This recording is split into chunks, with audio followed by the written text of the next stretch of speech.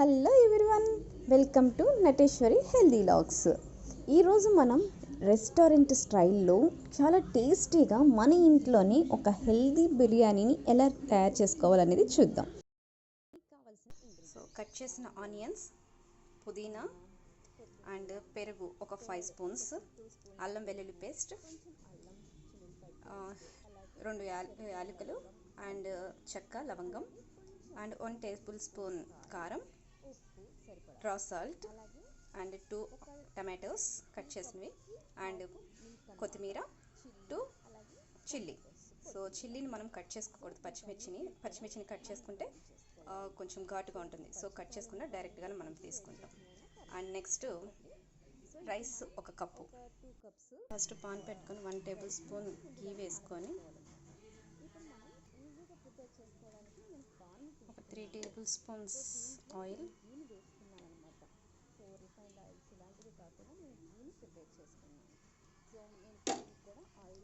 Oil heat ఎక్కగానే చెక్క లవంగం యాలకులు కొంచెం ఫ్రై అయిన తర్వాత అల్లం వెల్లుల్లి paste,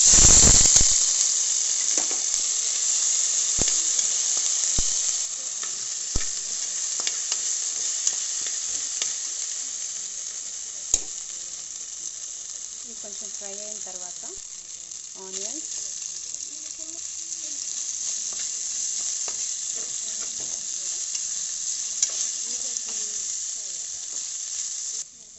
and next chilli and next tomatoes.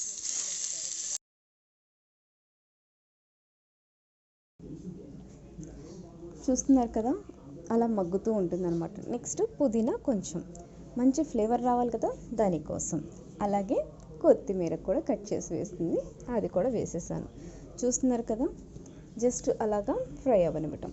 అలాగే నేను కొంచెం సాల్ట్ వేసుకున్నాను టేస్ట్కి సరిపడా. అలాగే కారం కూడా వేసుకున్నాను 1 టీ స్పూన్. సో దీన్ని కూడా మనం కొంచెం ఫ్రై అవ్వనివ్వాలి. ఇప్పుడు కర్డ్ ఒక 2 స్పూన్స్ కర్డ్ తీసుకున్నాను. అలాగే మిల్క్ కూడా ఒక 1/2 కప్ మిల్క్.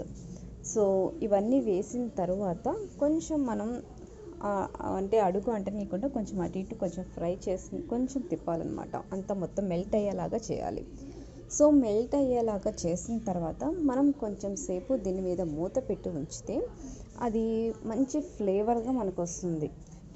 వాటర్ మొత్తం అయిపోయిన తర్వాత 1 కప్ రైస్కి 1.5 కప్పు వాటర్.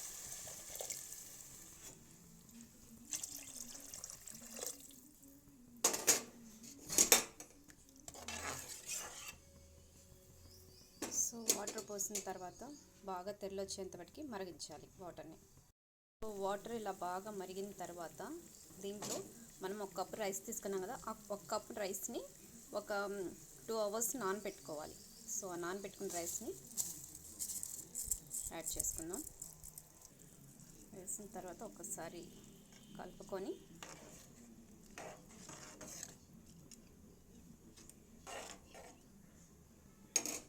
సో వేసిన తర్వాత రైస్ వేసిన తర్వాత కూడా కొంచెం మళ్ళీ అలా వాటర్ అనేది అలా తెరలు వచ్చేదాకా వెయిట్ చేద్దాం.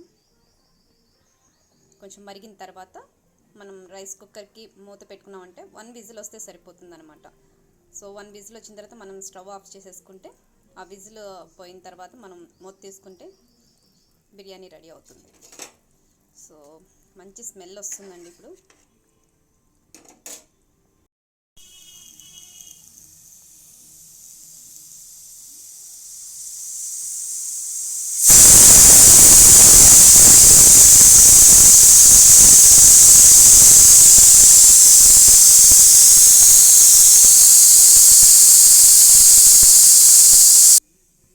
విజిల్ అయిపోయిన తర్వాత మనం స్టవ్ ఆఫ్ చేసేసుకుందాం.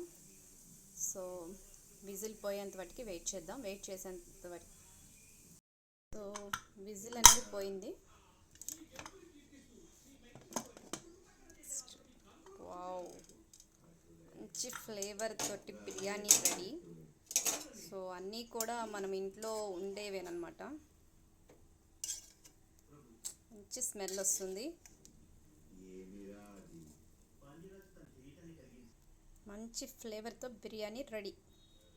సో అన్నీ కూడా మనకి ఇంట్లో ఉండే ఇంగ్రీడియంట్సేనండి. ఎలాంటి ఎక్స్ట్రా మసాలా కానీ అలాంటిదంటూ ఏమీ లేదు. చక్కగా ఈజీగా కూడా డైజెస్ట్ అవుతుంది. వేడి వేడి బిర్యానీ రెడీ అయింది కదా, ఇప్పుడు టేస్ట్ చూడాలి. సో దీంట్లోకి నేను gongura chutney and mutton curry, onion and lemon, పెరుగు చట్నీ ఇవన్నీ ప్రిపేర్ చేసుకున్నాము ఈ సండే. సో మా బాబు టేస్ట్ చేస్తాడు ఎలా ఉందనేది.